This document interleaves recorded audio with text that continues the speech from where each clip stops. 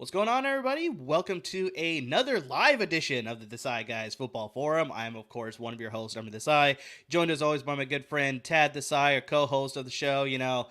Tad, we did these live stream. We did the one with the Senior Bowl. We got pretty good results with it. Obviously, there's been a lot of craziness that has been happening in the NFL since the new league year began. On the 16th here, only like 4 days ago. And so, yeah, we felt that it was very appropriate that we need to address everything in another live stream. We got a lot of topics to cover, but Tad, I love it when the NFL new league year kicks off like this because, man, it's been exciting.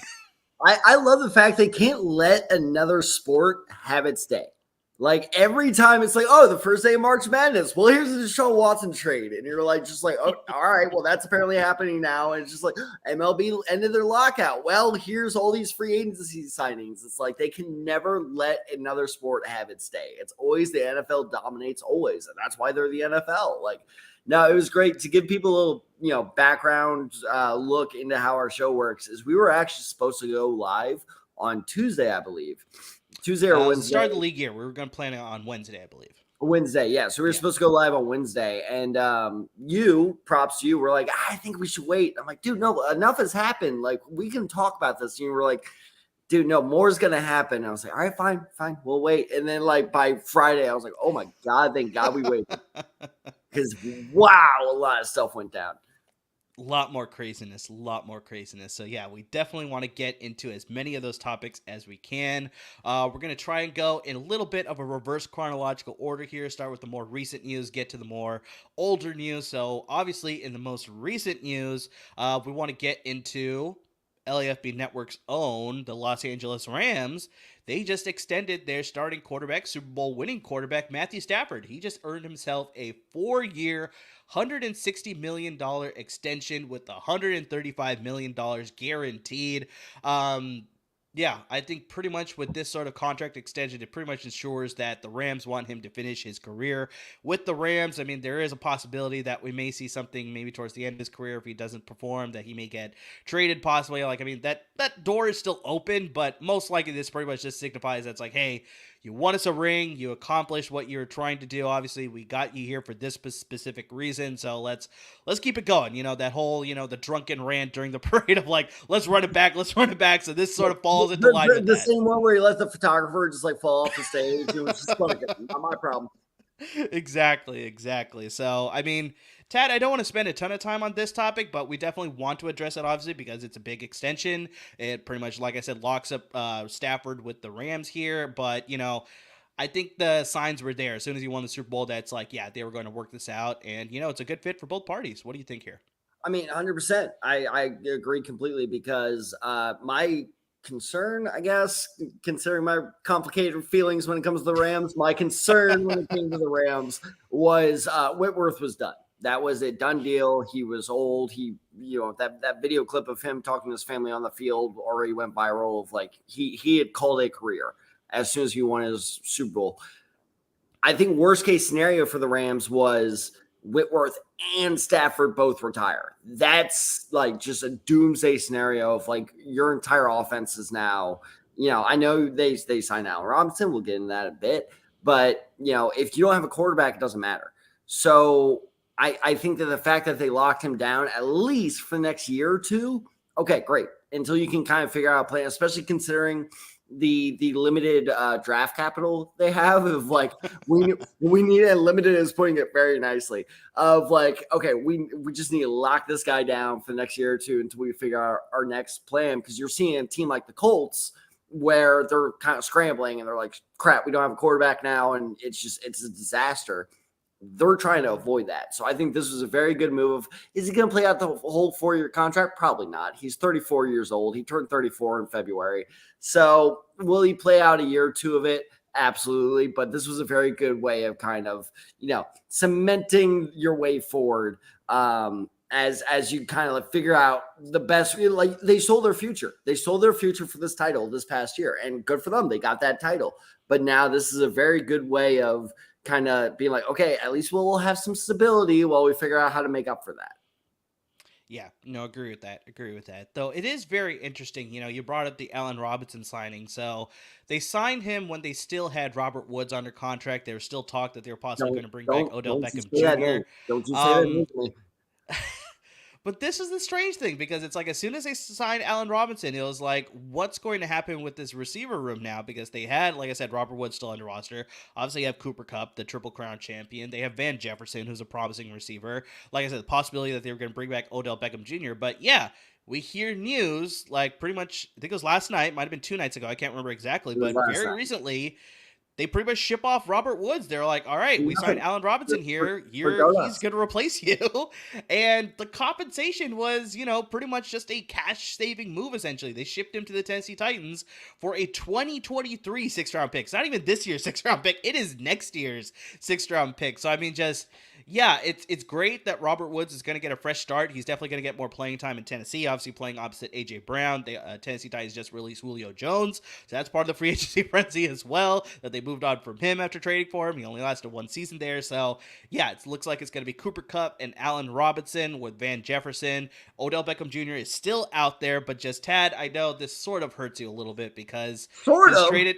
It sort of hurts me. I just Like I said, I keep it a little bit, I'm trying to soften the blow, I guess, a little bit, no, but just like, yeah, nothing's gonna stop trading within the division and then also that compensation package is just like so many other people on Twitter that I saw were just like, really? My team did not consider this sort of compensation to acquire a guy like Robert Woods. Is just like, I understand he's coming off the injury, but he's going to be completely healthy by the time the season begins. So it's like, he's going to be fine, but just like, yeah, that one stung a little bit for you, I'm sure, because I remember I sent you a meme of Oh, it was the Ari Gold it was from the Entourage, that famous scene of him throwing his phone against the wall, and it was just like, yeah, Titans fans, sorry, Colts fans, when they see the news of the Titans trade for Robert Woods, and so just like, yeah, I'm very surprised by the compensation there. What do you think it was? Like I said, I think the best assumption is just it was a cash move.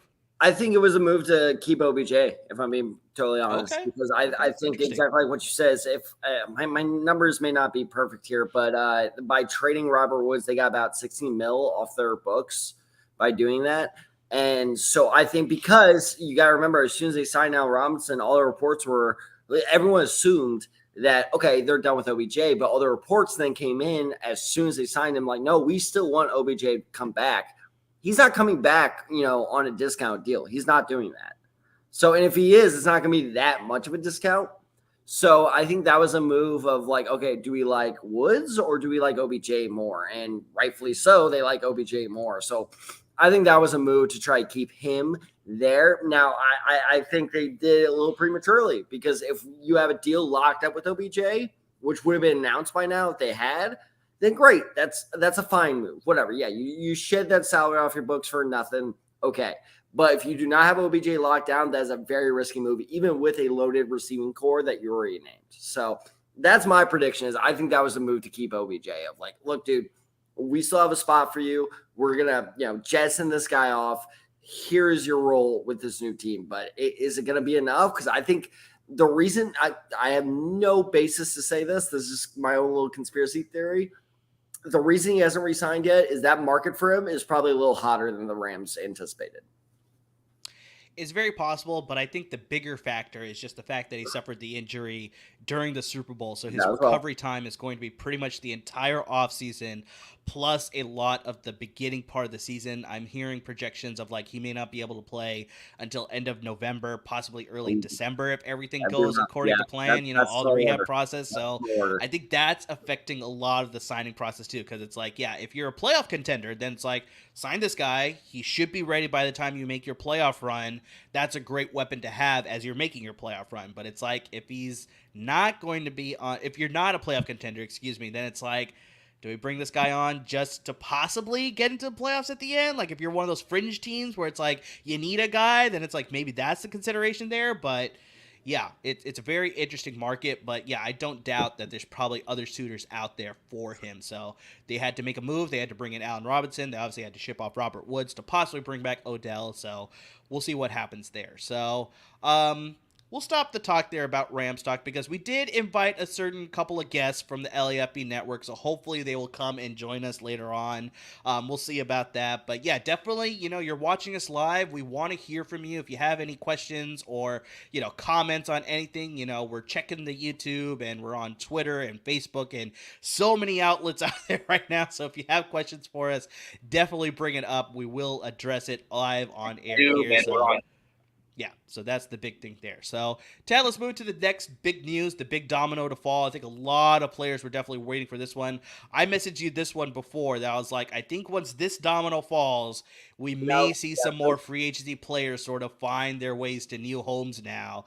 And that is, of course, Deshaun Watson being traded to the Cleveland Browns. I mean, yeah, this was so interesting because obviously we're following the news as we do because we're football junkies, me and Tad. And it was definitely, it was the four teams. It was Carolina, it was New Orleans, it was Atlanta that came in at the very end, and Cleveland sort of found their ways into the race as well. And then obviously we heard the news that Cleveland and Carolina were no longer into consideration. It was pretty much New Orleans and Atlanta. And so it was like, yeah, I think it's a done deal that he probably wants to go to Atlanta. Me and Tad were talking about that. That's like, they came in at the last minute there, but it's a very good, enticing opportunity. He's returning to Georgia, where his hometown is, so it's like, there's that familiarity there. So it's just like, it seemed like it was matched there. And then all of a sudden, we hear the news that he's going to Cleveland, and it's surprising, but then you have to look at what he got on top of that. So let's just really quickly, let's go into the trade in case you missed the news of the trade. The Browns received Deshaun Watson and a 2024 fifth-round pick. The Texans received 3 first-round picks. I'm pretty sure they haven't detailed it, but I'm pretty sure it's this year, next year, and the following year. I mean, that just makes the most sense to me. They get a 2023 third-round pick, and they get a 2024 fourth-round pick. So, I mean, that was the actual trade. But once Watson was acquired by the Browns, they gave him an extension and a new contract.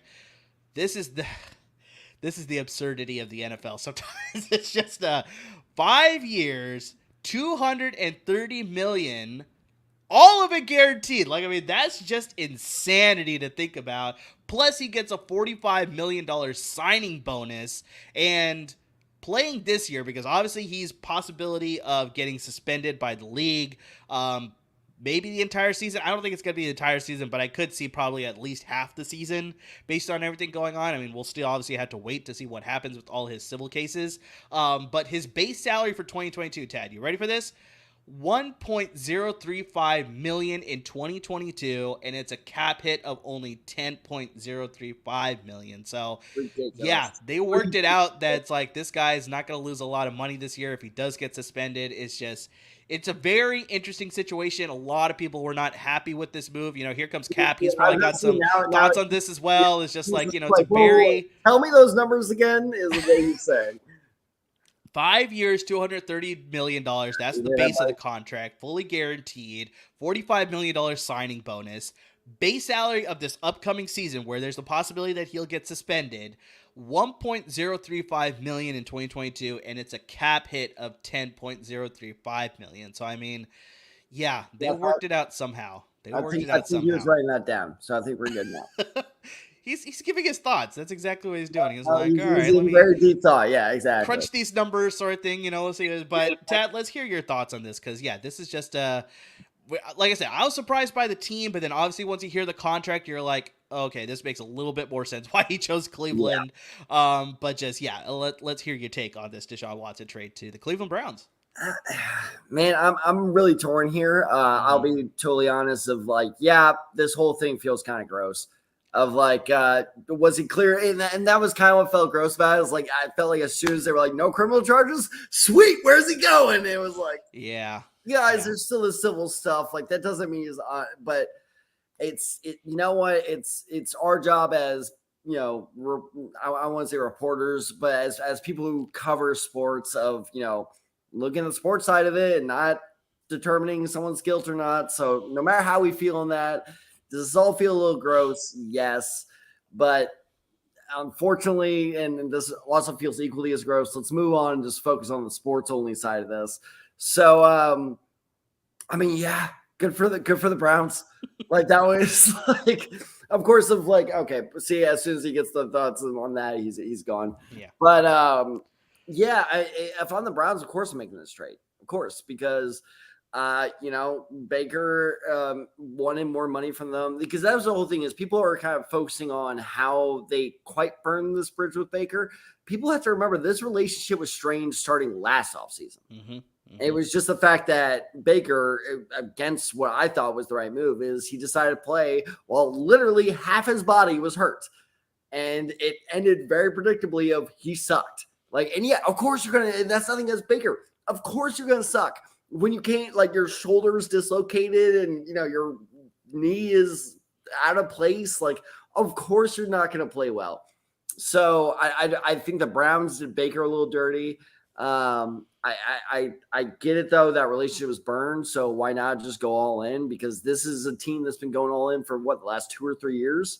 I'm just we're going with Jadeveon. We're going with Myles Garrett. We're going with, OBJ, even though that one didn't work out. It's this team has been going all out for a while now. So this is the ultimate all out move of sell your entire future.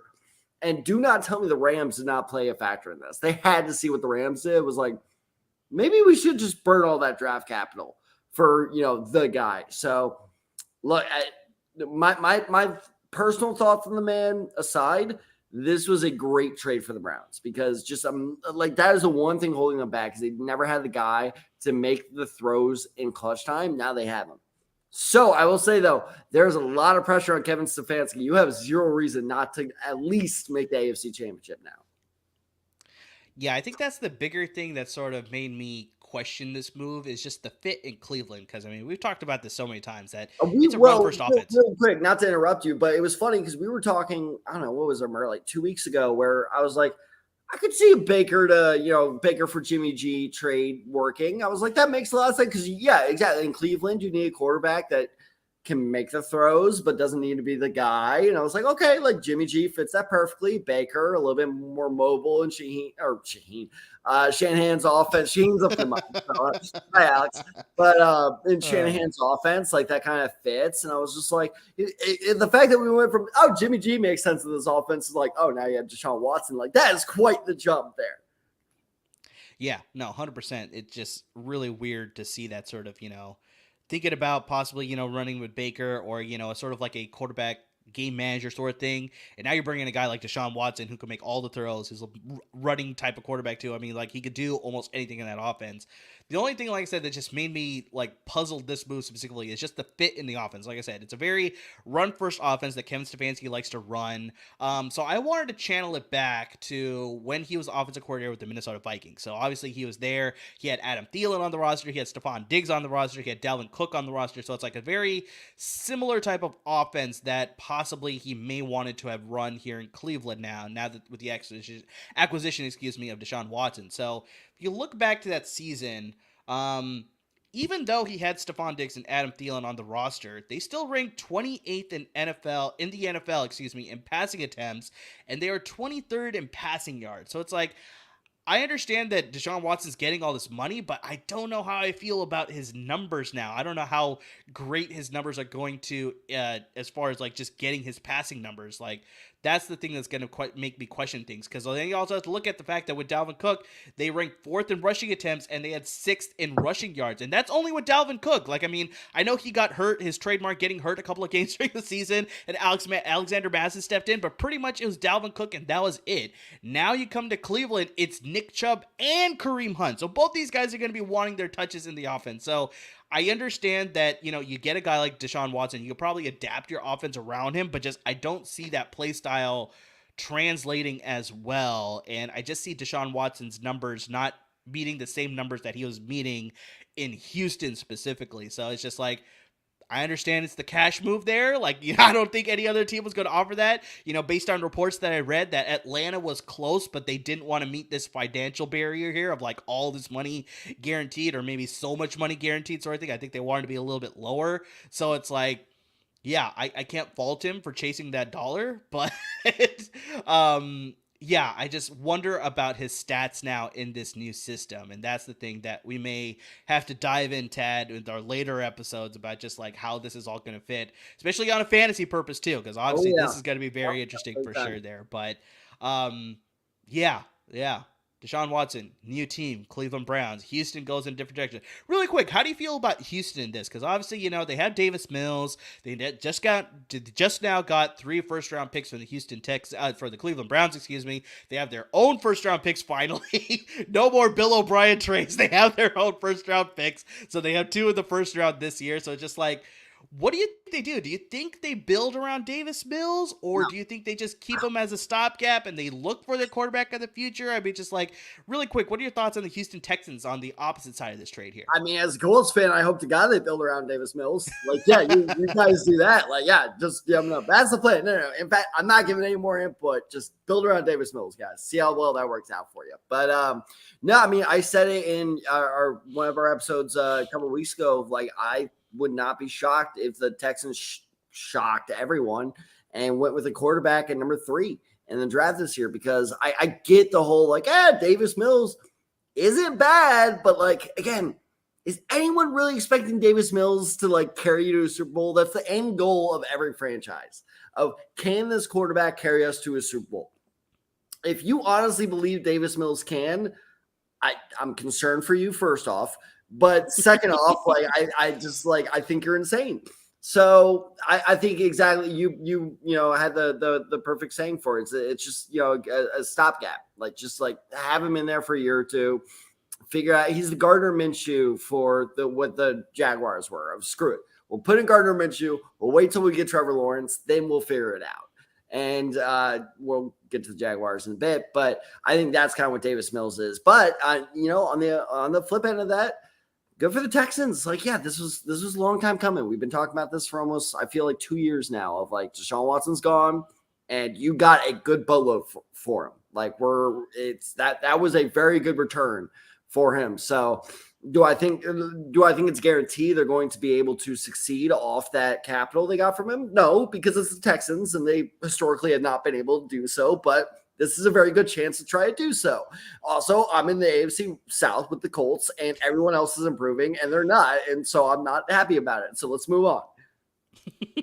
That's fair. So, yeah, just my final thoughts on that whole the Houston Texans side. It's like I could very much see them using Davis Mills this year. And then, with the quarterback class being a little bit weaker this year, I could see them sort of building up the rest of their roster because, pretty much they're doing a roster purge. Like, it's a full rebuild in Houston. So I could very much see them anchoring lots of their key positions that they sort of need to address the offensive line, obviously, get some playmakers on the outside, readdress the running back situation, really fix up that defense. So, I mean, this is a draft that I think you could build the rest of your roster. I love the fact that you just name 11 out of the 12 position groups. Oh, no, for sure. Like I said, it's a full roster purge. They need to fix everything. So it's like, that's, I think, a very useful thing that they could do with this year's draft is use their draft capital that they got from the Cleveland Browns, as well as their own that they finally are able to keep on to, and really just anchor up the rest of their roster, and then maybe use that second wave of free agency to fill in some other holes as far as what sort of offense and defense that they want to run. And then maybe in next year's draft, since they still have 2 first-round picks in next year's draft, then maybe they go after some of those prize quarterbacks. Like I said, Bryce Young could be there. CJ Stroud out of Ohio State could be there. There could be some, up-and-coming guy that we don't even know, like, the Kenny Pickett from this year just all of a sudden came onto the scene and started things. So remember, Joe Burrow was a 6th-round prospect before. Exactly. And all of a sudden he had the gear that he had and he became the number 1 overall pick. So it's like there still could be another potential option there in next year's draft. But I think they use this year's draft to stock the cupboard. So then when that future franchise quarterback becomes available, and who knows, maybe they'll make a crazy trade, because we saw it this year with Russell Wilson and all this stuff too. So it's like, we'll see. But yeah, I very much see this as just another, rebuild year. They're not going to compete all that well, and stick with Davis Mills. Kyler Murray to the Houston Texans. It's a possibility. He's a Texas guy. He grew up just outside here in Dallas. Like I could see that being a draw. Very, very high possibility there too. And then also it's a low risk with Davis Mills too. That's like if you use him and he ends up being a lot better this year, that's like you don't even need a franchise quarterback then. Hey, maybe I'm the asshole. Like it could happen. So really I have no idea. So it's a very good win-win situation for Houston. That's like they could build up the rest of their roster, go with Davis Mills. If he ends up being a lot better than they anticipated, that's like, hey, Davis Mills is your new franchise quarterback. So, like, I think they'd be more than happy with that to invest a 3rd-round pick in a guy, and he all of a sudden becomes your franchise quarterback. So, I mean, we'll see about that. But God knows with that neck, he can see over that any offensive line. So he's good to go there at least. But yeah, definitely the Deshaun Watson news to Cleveland. That was very surprising. I really thought he was set in Atlanta, which would have been good for you because there's rumors that Matt Ryan would have been an Indianapolis Colt. So you're just gonna keep doing this to me all episode, aren't you? I'm sorry. I hate you. But let's move into another big trade that happened here, Tad. Devonta Adams. No longer a Green Bay Packer. I saw this news. I think you're the one who texted me this. Devonta Adams is a trade. I was like, wait, what just happened? And I was like, crap, I got to like scramble on my phone. I got to turn on NFL Network. I was like, what's going on here? Too. I was just like, Devonta to the Raiders. And you're like, wait, what? I'm like, yeah. And you're just like, for what? I'm like, I don't know. Yeah, it was very much like a shocking development because usually when we text each other, it's like, oh yeah, I knew about that. Or it's like, oh man, that's a good signing or whatever. This was like literal shock. I was like, what just happened? So it's like I was scrambling to find the news. Obviously, it was all over NFL Network that he was traded to the Las Vegas Raiders. Got himself a really nice extension as well. But let's get into the trade details here. Las Vegas Raiders obviously received Devonta Adams. The Packers received a 2022 first-round pick and a 2022 second-round pick. So get some good draft capital there to anchor up their offense. They're definitely going to need a playmaker at receiver now to pair up with Aaron Rodgers. So we'll see about that. But then, of course, on top of it, the Raiders give Devonta Adams a good extension on a fresh contract because he was tagged. A good extension is how you're going to go. Okay. 5 years, $140 million, which includes $19.25 million in a signing bonus, and $65.67 million of that contract is guaranteed. So he's locked up. He just built a home in Las Vegas. So, I mean, he's happy to be back home. He's playing with his former Fresno State quarterback back in college, Derek Carr. So, I mean, there's that connection there. Wow. That's the first time I'm actually making that connection. I never made that connection before. I'm not even kidding. Like, I actually never thought of that. But you're right. They played together. That was all over the news on NFL Network, believe me, because David Carr was on the segment there, so he was super excited talking about his brother at Fresno State and all that. PSA, Fubo TV, get NFL Network so I can start watching it.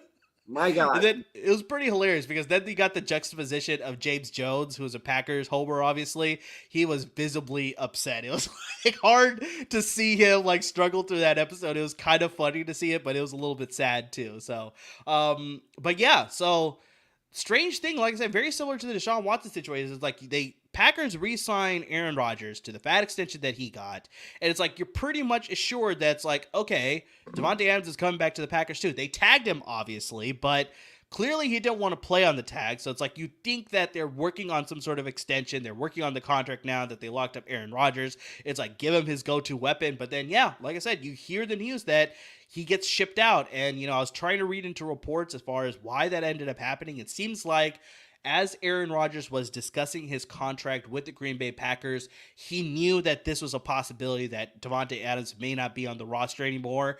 He still re-signed with the Packers. He's like, all right, I guess I'll just have to deal with it. And then the crazy thing is just that the Packers were able to offer Devonta Adams the money that he wanted, possibly even more. I mean, we don't have full reports on that, but just this is what I'm hearing here.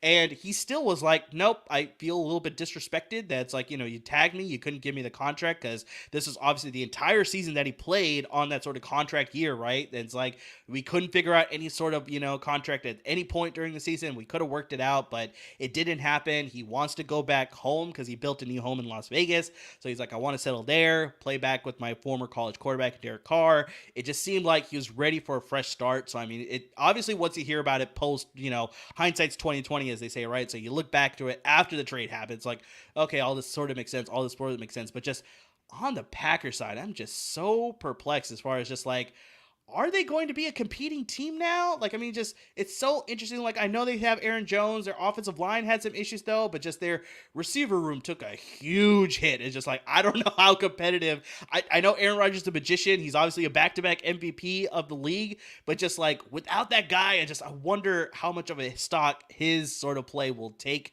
as far as a hit, Yeah, this was really shocking. And so just, Tad, what are your thoughts here on this Devonta Adams trade? Like, you know, both for the Raiders and for the Packers here. So, well, first off, for the Raiders, excellent trade. Like, Oh yeah, yeah, oh yeah. it's just That a first offense and is second just so round pick. dangerous Wow, now with that Hunter Renfro, Darren Waller, Josh Jacobs. I mean, it's just yeah, ridiculous. they're Kenny they're gonna be Drake pretty still dangerous. there, like, yeah. I mean, I think NFL teams way overvalue draft picks just in general. Of like, just imagine a first and second round draft pick together having the same impact that someone like Devonta Adams would have.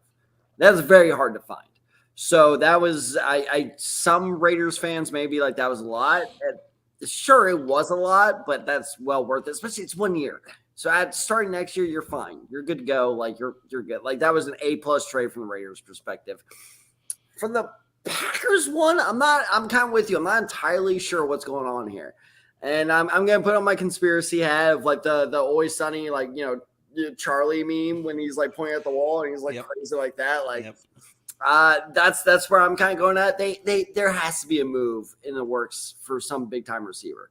There's no way, because I actually read a little further than what you read about that. Not only did Rodgers was aware that could be a possibility, Rodgers knew that he was not coming back. That was a done deal, and like he was like, if you re-sign with us, you're losing Devonta Adams. And for some reason, he still re-signed. And some people could say it's for the money, but if the Rams can find that much money for Matt Stafford, another team could have found that much money for Aaron Rodgers. Like, I refuse to believe that's the reason he decided to stay in Green Bay. Like, I refuse to believe it was for the money. Maybe it was loyalty to the franchise, and he was like, I want that to be my legacy. That's totally possible. But I have to imagine that if he knew Devonta Adams was gone, they had to promise him we are going after another big name. I don't know who, I don't know where, but again, this is my conspiracy hat on, almost literally, of like, this is like, there has to be something else in the works, because I know there have been rumors like, oh, they could get Jarvis Landry or Julio Jones. That's not getting the deal done for me. If I'm Aaron Rodgers, I'm like, nope, I'm out of here. See ya. Like there has got to be some bigger move in the works there. Maybe it's going for one that this is a very good wide receiver draft class. So maybe they're going to take their new, draft capital, move up for a guy, kind of like, what the Bengals did with Jamar Chase, or the Dolphins with, blanking on the Alabama guy. This is so bad. Jalen Waddle. Thank you. I want to say Devontae Parker, and I knew that was wrong. If I remember correctly, I think they might have traded up for Devontae Parker too, but I'm not 100%. Maybe that's why I was doing that. Yeah, maybe. But anyway, so yeah, Jalen Waddle, who set the record for most catches by a rookie. So we got Jalen Waddle, Jamar Chase. Like maybe they do that for Olave or Garrett Wilson or one of those guys. I could see that. Like maybe that was the plan this whole time. But like there has got to be something else in the books, because like going in with this receiving core, woo, that's gonna be rough. Even for Aaron Rodgers, like that's gonna be rough. Like this great trade for the Raiders makes total sense. For the Packers, I'm kind of like, really, like you guys couldn't reach an agreement. It was very weird from the Packers side for sure. Yeah, because looking at their roster, they do have Amari Rodgers from last year. Alan Lazard was extended a tender, so because he was a restricted free agent, so they gave him a second round tender. So most likely he's going to come back. I don't think there's a lot of interest in him. Equinemius St. Brown, he was a free agent. He signed elsewhere. I can't remember who he signed with. How has Aaron Rodgers dealt with this for the past 5 years? This is like every time we list off Packers receivers, it infuriates me. Well, the big thing is that he had a go-to guy in Devonta Adams. That's like he could deal with some of these other options. But now it's going to be very clear. It's like if the Packers win, it's because of Aaron Rodgers. And a lot of people kept saying, on NFL Network, as soon as this extension happened and the trade happened, it was just like, now Matt LaFleur needs to earn his money, because he was able to coast a little bit with Aaron Rodgers, Devonta Adams. I thought like Robert Woods when I first heard that he was on the block. I was like, maybe that's the move right there. Like, especially for a 6th round. Dude, you have all these draft. It's just, God, the Packers front office is so inept. It's maddening. Yeah, so like I said, Equinemius St. Brown, he signed elsewhere. If I remember correctly, he signed with the Bears, if I remember, but he's not with the team anymore. And then they have Marquez Valdez-Scantling. He's a free agent, so they're looking to possibly bring him back. I'm sorry? How you spell Equinemius?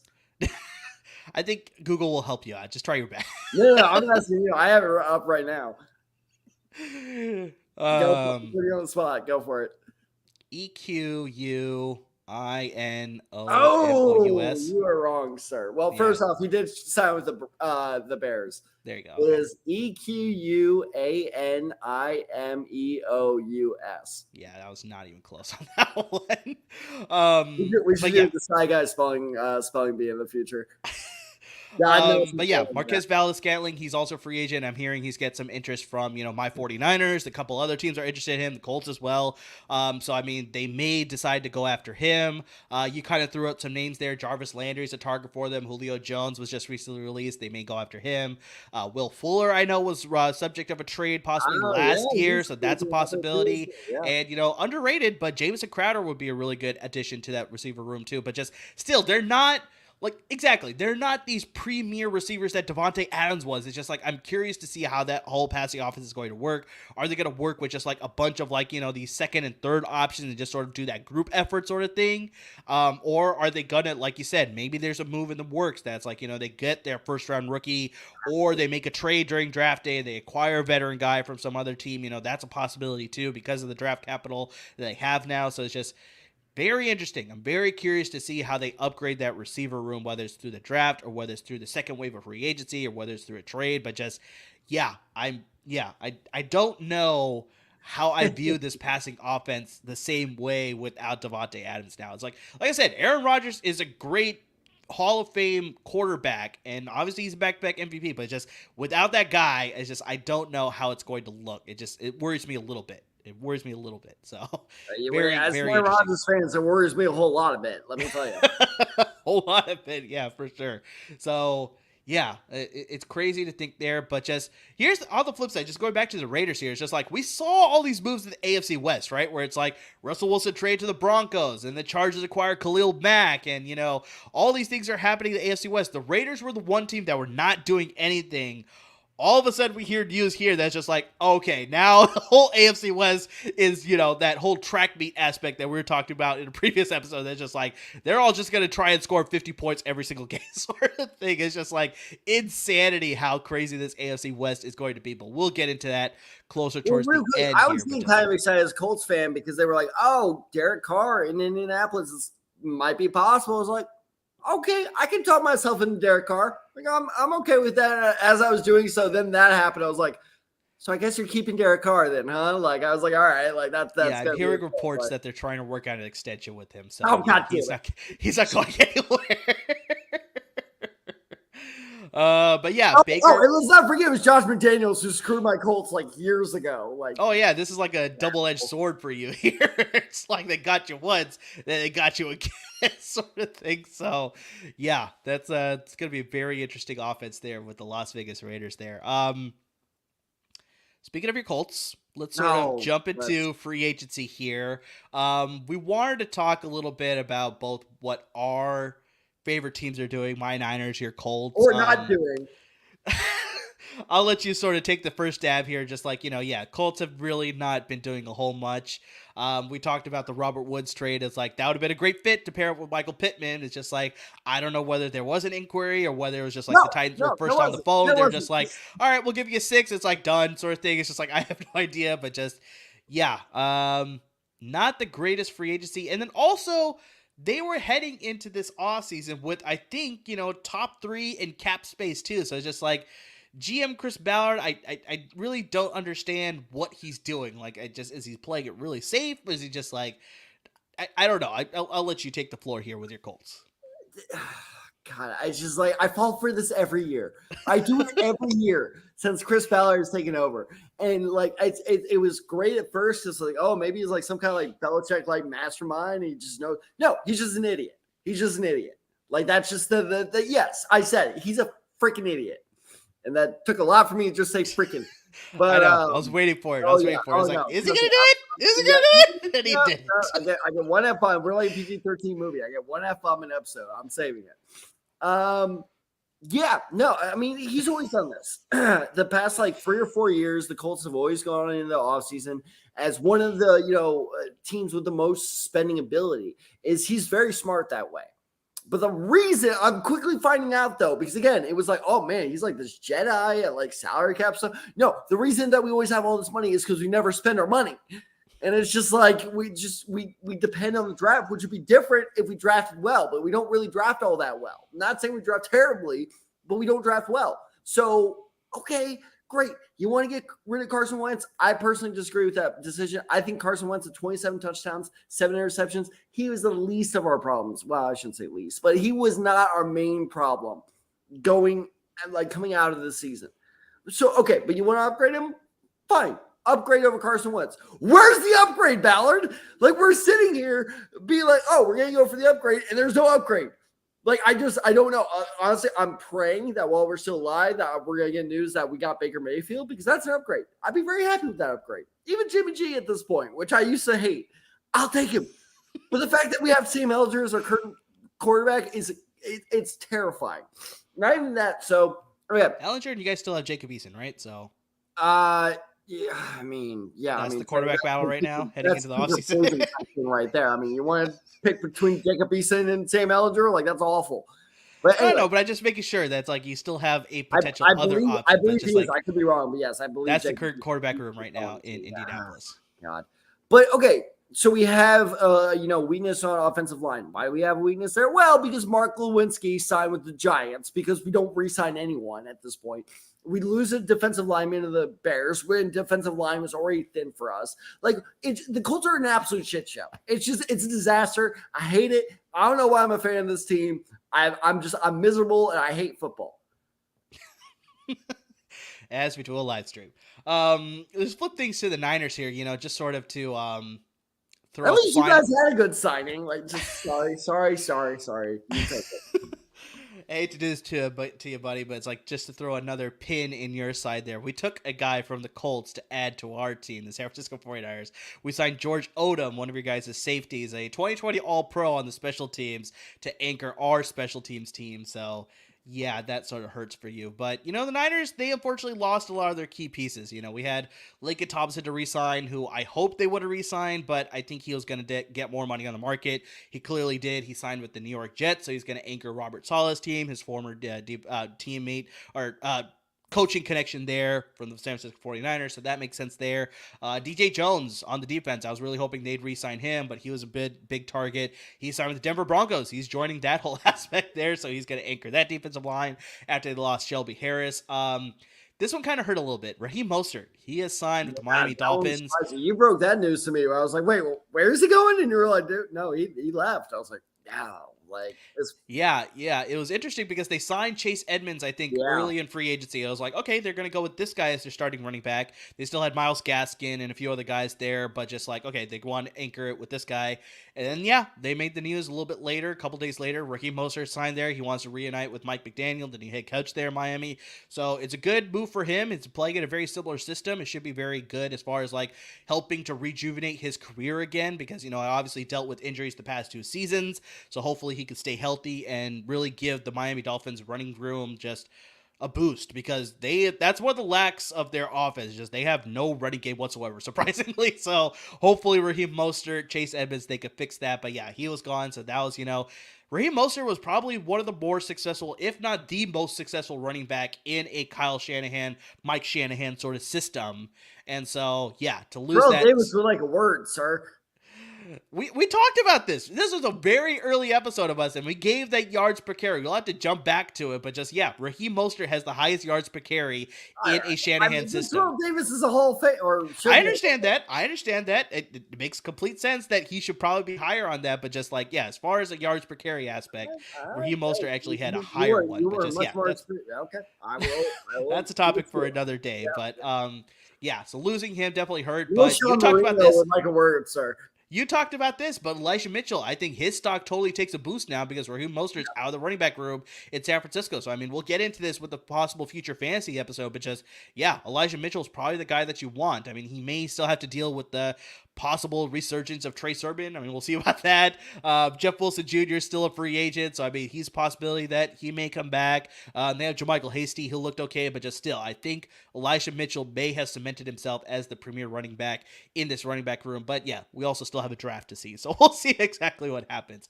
As far as signings, like I said, we signed pretty much just guys to anchor our special teams. So we got Oren Burks from the Green Bay Packers, a linebacker to anchor our special teams.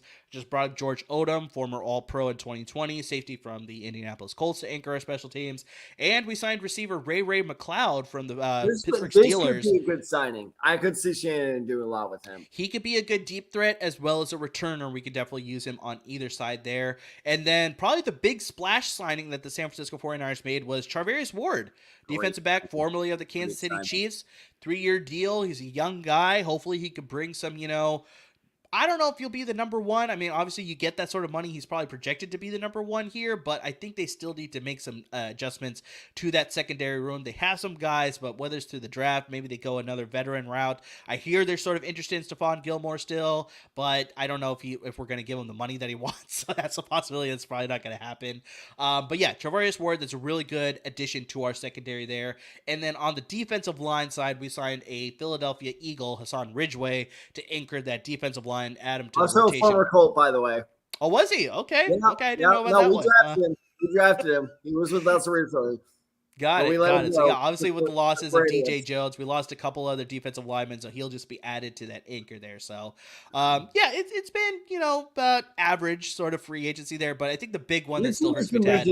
I want to hear no complaining out of you. No, that's true. That's true.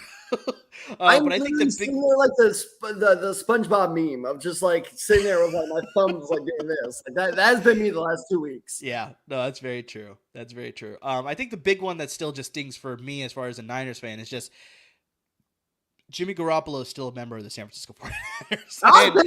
Give it to me. It seems to me that's his only destination at this point because the Steelers obviously are addressing that. They signed Mitchell Trubisky. The Cleveland Browns obviously moved in a different direction. They got Deshaun Watson. The Denver Broncos got Russell Wilson. The Packers re-signed Aaron Rodgers. I mean, just there's not a lot of great options out there as far as trade partners. Maybe Carolina takes a flyer on him. I'm hearing Jameis Winston's probably going back to New Orleans. So that option's not there anymore either. Seattle possibly, but just like, yeah, unfortunately, just that late news of him needing shoulder surgery. He's not going to Seattle. That's not going to be an division trade. I really doubt it too, but I mean, there's a possibility. If they're the only trade partner, it's like he may be a possibility there. But just unfortunately, just that late news of him needing shoulder surgery that really hurt any sort of trade value that we had with any sort of team because whatever value we had, it totally took a hit as soon as that news came out. So I'm thinking most likely he'll probably just get released as part of that, June 1st designation or whatever it's called, where it's like, it's not going to affect you too much sort of thing. You can push that money towards the next year. I can't remember the exact details or whatever, but it's just like, I have a feeling. We'll get into the whole, like, how salary cap works in the bit. But, I think it's one of those things where it's like you swallow like half their dead cap or something like that. It's weird, but. Yeah. But I'm seeing that that's possibly what's going to happen now because, just the trade partners have just been eliminated because of that shoulder surgery news. Because, in case you don't know, he had shoulder surgery. He's going to have to rehab now. He's probably not going to be able to throw or, practice or anything like that until July. And that's if everything goes on track. So it's like, right when you're at training camp and the start of preseason games in August too, it's like, that's when he's going to be healthy. And it's like, if you're going to trade him to a new team, you need that time to sort of like get used to the new players that you're playing with. Obviously understand the playbook. It's going to be very hard to make that adjustment very quick, especially if you're trading for a starting quarterback. If this is a backup option, it's like, all right, we can deal with this. But this is the fact that it's like, if you need a starting quarterback and you're not going to be able to see him play or practice until July, possibly early August, it's like, it's understandable why nobody's lining up at the door to trade for this guy right now. So, but we'll see what happens there. So, not the greatest free agency, but I would say it's the worst, like, your team there. But you never know. Maybe they're going to be big players in the second wave because there is the first wave that happens right before the draft month starts here in April. And so, we'll see exactly what happens there. So, at least, Ted, your team is not doing what the Jaguars are doing. And I wouldn't know. No. I actually just we're gonna get into this. I actually prefer they do what the Jaguars are doing. Well, we're gonna get into it. We're gonna get into it right now. Here, we're gonna get into it right now. Real quick, before we get started on this. First off, I need to preface this because one of my friends was like, how he specifically texted me after the Rams signed Allen Robinson, and he was like, how the hell can they afford this guy? Like, how is this? Like, you need to spend podcast time explaining to me how this happens. Well, we're going to spend this time here now. I feel like a CBS or a PBS, excuse me. I feel like I'm on Sesame Street. Okay, kids, today we're going to learn basically how salary cap works. Yes, the Rams have very little salary cap room. Yes, they signed Allen Robinson for around $45 million. Now, here's how the contracts with these things usually work is you see these players sign, quarterbacks excluded, because the quarterback contracts are usually pretty close to their actual worth that it's reported. Almost every position, here's how it works. You see these grand numbers of, receiver signs for $30, $45 million. Oh my God. You look at the guaranteed number, obviously that's guaranteed. We'll get into this with Jaguars because that's where I was like, oh shit, that one particular contract, that's a very bad contract. But most of the time, you look at, again, let's take the Jaguars when they signed Malik Jefferson a couple years back, and it was like a 5-year contract worth like $60 million. And people were like, oh, great. I believe, if I'm not mistaken, they released Malik Jefferson like 2 years after that. Because the way these contracts are set up, and this is how the Rams do it, and this is how salary cap manipulation works, they push those big numbers that gets you up to that big number towards the back end of the contract, and they can cut you, like Amir and I were talking with Jimmy G, of like, you have a certain dead cap hit. So that's why, again, all right, so I'll let you get into what all the Jaguars were doing, but this is actually why, for once in my life, I'm about to defend the Jaguars because I don't think they're as screwed as people say they are. Okay. Interesting. Yeah, definitely with the contracts is like you see that big number, but it's like, yeah, exactly like Tad said, that number gets pushed towards those later years in the contract. Also, some of these things, especially like you said, not especially with quarterbacks, but with other skill position players, it's very incentive laden. So it's like Juju Smith-Schuster just signed with the Kansas City Chiefs. He has a base salary of I think like around $3 million, but it's a 1-year deal, so it's 1 year about $3.25 million if I remember correctly. But it could be up to $10 million, but that's because he needs to hit these certain qualifiers of like catches 90, passes this year. He's going to certain amount of catches, certain amount of yards, whether he makes the Pro Bowl, whether the team makes the playoffs. I mean, there's so many things that they put into these contracts. And also you have to remember that he's coming off a season where he just injured his shoulder. So it's like, will he play a certain amount of snaps too? It's like, how many games is he going to be active on the active roster? It's like, that gets built in the contract too. So it's like, yeah, you may see that number and you'd be like, oh, that's a lot of money for that player, but just, yeah, there's cap manipulation and there's so many things. There's guys specially hired by front offices to do this for players. So it's like, yeah, you see these things and you're like, how are these teams doing it? But it's just like, yeah, there's a way. They find a way. They work with the numbers, the magic Houdini, these things. It's just like, yeah, it works out. It's the Jeff Goldblum Jurassic Park thing. Life finds a way. Like, it's just like, exactly. That's what it is. That's my terrible Jeff Goldblum impersonation, but there we go. Yeah, never do that again. Yes. But yeah, let's get into the craziness that was the Jacksonville Jaguars, because this is obviously the talk of free agency this entire week. One team was spending pretty much all their money on a lot of players, and just to sum it up here, Tad, Jacksonville general manager Trent Baalke, who I despise because he was a former Niner GM and he did not work things out all that well for my team. He has committed $259.5 million to 7 players only in hopes of making the Jaguars a competitive squad. Also, of that $259.5 million, $155.25 million of that is guaranteed money. So before you get into your take to defend this, we got to jump into all those 7 players that he signed. So we got wide receiver Christian Kirk. He signed a 4-year deal worth $72 million. You got offensive guard Brandon Scherf. He signed a 3-year deal worth $49.5 million. You got linebacker Foye Oluokun, 3 years, $45 million. Defensive back Darius Williams, 3 years, $30 million. Defensive tackle Foley Fadukasi, 3 years, $30 million. Wide receiver Zay Jones, I was surprised by this one. 3 years, $24 million. I didn't realize he would get that kind of money. And then tight end Evan Ingram leaves the Giants. He signs with the Jaguars, 1 year, $9 million. So, and then on top of all that, Tad, they released their promising linebacker Miles Jack, who was just scooped up by the Steelers within instant sort of thing. Oh my God, the Steelers! I mean, we talked about this with Anthony DeFeo of who covers the Steelers. Like, they always need an inside linebacker, and they're like, he's on the mark. He's on the mark. Like, all right, cool. It was instantaneous. It was like the Jaguars released him, and within like a couple hours, you saw the news that the Steelers signed Miles Jack. So just, Yeah, like I said, Tad, this is pretty much the talk of all of free agency. Just like, why are the Jaguars spending this kind of money on these players specifically? Some of them I can understand. Like, I love Foye Oluokwan, but maybe that number is a little bit high for him still. Christian Kirk, I understand he's young, but still, that kind of money, it's like we still haven't seen. I think we saw some of that from last year, but it's like on the potential there, I guess I understand it. But just, yeah, Zay Jones, that was the one that I questioned a lot. Evan Ingram, I questioned that one for sure. So just, yeah, let's hear your take here, because you said you want to defend the Jaguars a little bit, surprisingly. So God, I hate the go fact for that I it. have to defend them. God, I hate this. But anyway, let me sell my soul for a second. First things first, I'm not going to defend the Miles Jack move. That was stupid. They should have kept him. I don't care. Figure it out. Like, if his cap hit is that hard, cut money elsewhere. If you're going to do that, like that was a dumb pit. He's a good player. He's not a great player. He's not one of the best linebackers in the league by any means, but he's a very, very solid player. That was dumb. Zay Jones, yeah, but again, that's one of those contracts you can get out of fairly quickly, I believe. But here's the deal: is it's funny because I remember defending a Browns draft a lot like this, where the Browns were just trading, players left and right during the rebuild, and they were just doing it to just collect all these draft picks. And everyone was like, "What are you doing?" And it was pretty obvious what they were doing after the fact. It was, look, the draft's a crapshoot. Let's just throw as many darts at the board as possible. Some of them are going to stick. And look what the Browns have done in the past couple of years. That strategy has worked out. Well, the Jaguars are doing the same thing. They're just doing it free agency.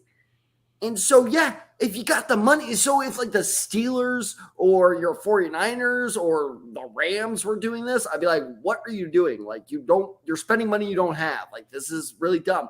But if you have the money, and maybe I'm just projecting my own like Colts frustrations out here, Yeah. but if you have the money, spend it. It's the same deal. Throw darts to the board. Sure, some of them are going to land. Maybe Evan Ingram just is not that great of a tight end. Maybe, though, you just got this dude that had a crap quarterback the past, his entire career in New York, and now has a supposedly good one, we'll see, and Trevor Lawrence.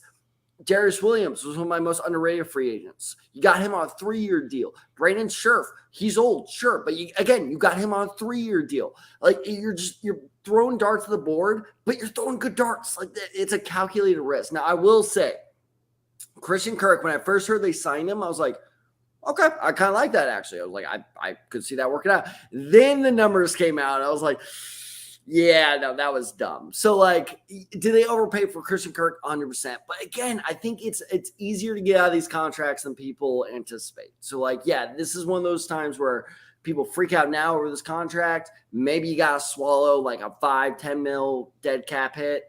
I still need to wait to see these, figures come out. But if the experiment with Christian Kirk fails, I think you're going to forget about it in like 3 years. So I think they just did a good job of like, look, we got all this money. We got a young quarterback. We got the first overall pick. We're going all in. Screw it. I love it. Because you remember what happened last time they did this. They were a game away from the Super Bowl, and they had any other quarterback except for Blake Bortles, they probably would have gotten there. That's a lot of the comparison that a lot of people are making. That's like they made the splash moves in 2017.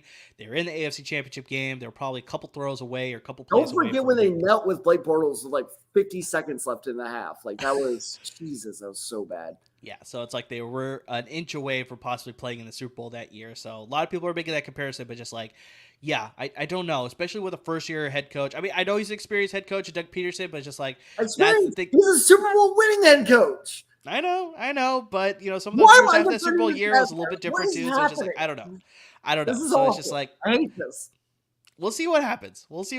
So it's like I totally understand your points there. That's like might as well just spend the money that you have and see if it can all work out. Maybe this is the sort of system that Doug Peterson wants to run. So maybe these players are going to fit perfectly into the system. I really just have no idea. But just you see the money that they were spending and you see the player quality. It was just a little bit surprising to be like, I don't know if that guy was worth that much money. I don't know if that guy was worth that much money, but it's just like, hey, at least they got the guys that they were obviously targeting. We'll see if it all plays out. Obviously, for your sake, hopefully it doesn't pan out.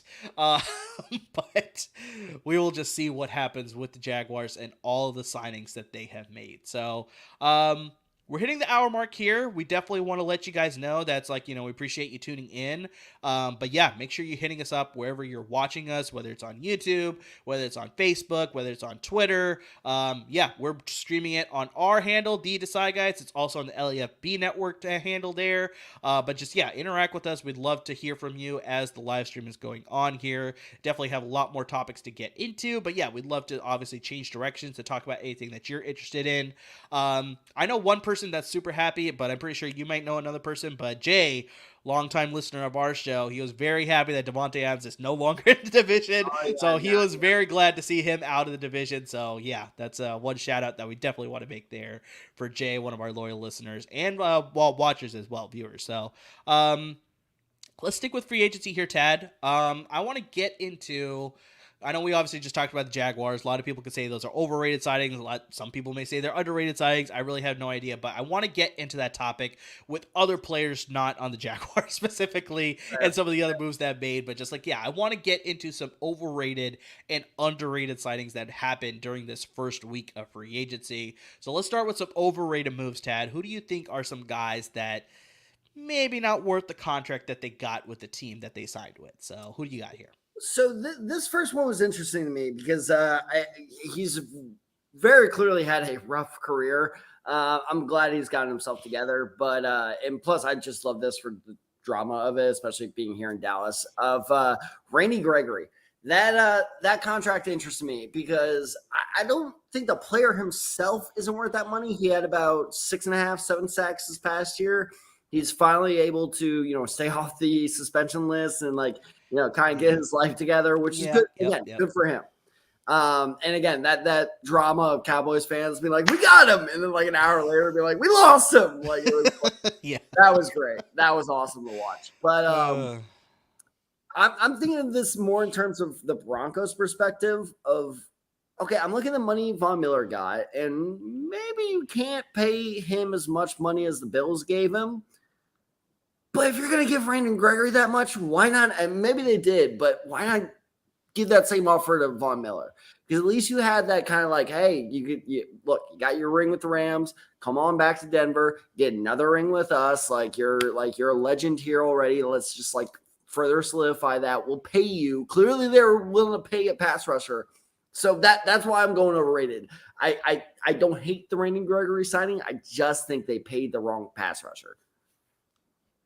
That's a fair move. Yeah, a lot of people suspected, especially with the whole Instagram posting that Von Miller was doing, that's he's going to go back home. And it's this is before the Russell Wilson trade. So it's people were like, did he know something that we don't know? So it's you thought he was going back to Denver to obviously sign back with this team that drafted him, and he won a ring with them as well. So maybe he wanted to win another one with them. So, but yeah, he is now a Buffalo Bill, and he signed a $120 million deal. I can't remember how big of a deal that he signed, but yeah, 6 years, and he got a big amount of money from Buffalo there. So, but yeah, Randy Gregory, hopefully, he $120 million. $120 million. Okay, he's 32 years old, but he just signed a 6-year contract. Yeah. But once again, we talked about this. It's lots of those cap numbers. Do it. I can almost guarantee you at least 70 million of that is back into the last 3 years. Oh yeah, 100%. And then that's when the contracts get restructured and the extensions happen. So then that money gets pushed again. I was telling him, it was hilarious. We were talking on the show, I don't know, a month ago of wow, the Saints are in cap hell. All of a sudden, the Saints are in the Deshaun Watson, sweepstakes. Oh, look at this! Now we're $30 million in the positive, and it's wow, that's amazing how that works. Happens with restructures and re-signings and making that money guaranteed money with the signing bonuses and all that stuff. It's just like I said, there's people that are signed to front offices to do this specifically when you need it done, sort of thing. It's Denver Gardner draft day. That's literally their entire job. So one of the guys that I want to get into is actually a name that I brought up during our free agency preview episode, and that's CJ Azama. He signed with the New York Jets a 3-year, $24 million deal. And so the guy's good tight end, but he has dealt with some injuries past couple of seasons. And honestly, he's not a premier playmaker. I'm sorry. He's not. I think in the Cincinnati offense, he was a good backup option behind the trio of receivers that you have with Jamar Chase and T. Higgins and Tyler Boyd. But it's now you're going to New York where you're going to be asked to do a lot more, which I think he can do, but still, it's just very shocking to see that. So it's you see that deal of 3 years, $24 million. It's I could maybe probably ratio out maybe $3 million less per year. So he's getting like a 3-year, $15 million contract instead of the 3-year, 24, where he's getting 8 per year. I could probably see 5 per year, but I don't doubt it. I don't fault him for taking that deal because I really doubt Cincinnati was going to give him that sort of money. I bet you it was closer to like maybe that 3-year, $15 million deal sort of thing, or maybe a 2-year deal or something like that. They're like, you're clearly, a good tight end, but you're not the premier option in our offense. So we're not going to pay you like one. And so, yeah, it's a very overrated signing by the Jets, but you know what? Good on CJ Azama to get some money because that's I don't know if he's going to earn it with the contract that he with the play that he has, but you know what? I can't fault him for taking that money because I doubt Cincinnati was giving him that money. No, I mean, you see it every year. Is whatever team or the two teams that reach the Super Bowl, if they have a free agent or two, or God forbid, if they have a ton of free agents, those guys are going to get way overpaid because it's like, oh my God, you guys made the Super Bowl. Here's what's happening. So I honestly think that's exactly what happened there. And then just one more guy I want to bring up real quickly as Cap comes in to back me up on this. Of course. This is a guy who's kind of like turned into the Chase Daniel of the defense is Emmanuel Ogbah.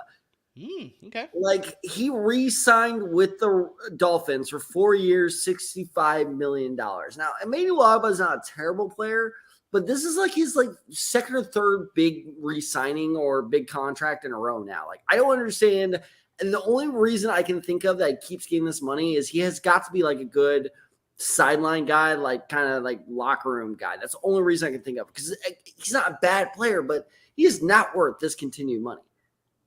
Well, he did have back-to-back seasons with 9 sacks, so I mean, he is starting to trend into being a more premier edge rusher. $65 million? You're paying that much for 9 sacks? I understand that, but yeah, I think it's just playing with your own team. I think they probably wanted to just anchor that pass rush with him.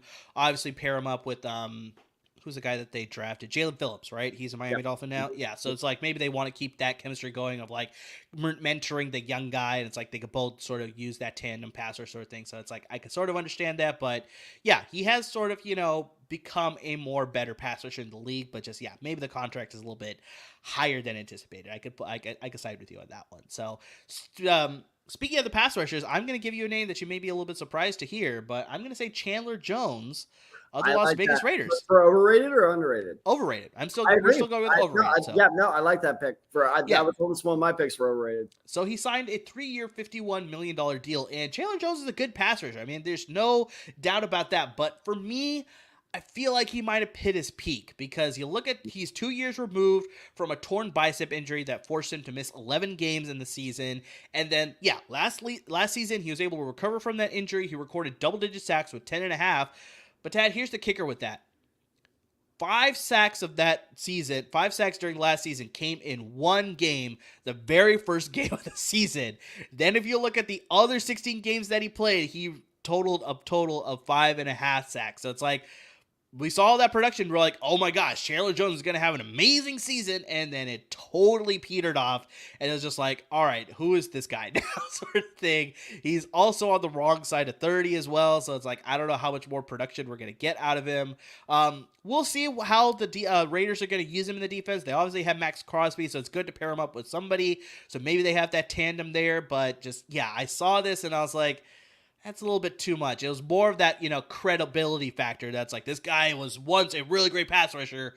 We have to overpay for him sort of thing. And I think that's exactly what the Raiders did. But you know what? Maybe I'm going to eat crow here and he's going to have a fantastic season. He's going to have double-digit sacks again.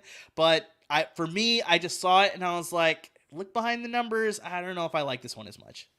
No, I'm right there with you. And it's not even so much on Chandler Jones. It's more on the Raiders of like, really, pass rusher? Was that your biggest need? Like, you got Max Crosby. Like, I know you just released Carl Nassib, but Chandler Jones isn't feeling the same need that Carl Nassib was. Carl Nassib was a run-stopping defensive end. He was not a pass rusher. Like, that's you're I don't know. Just the entire thing felt weird. Still feels weird. I think that was them trying a little too hard to try to build up some good PR.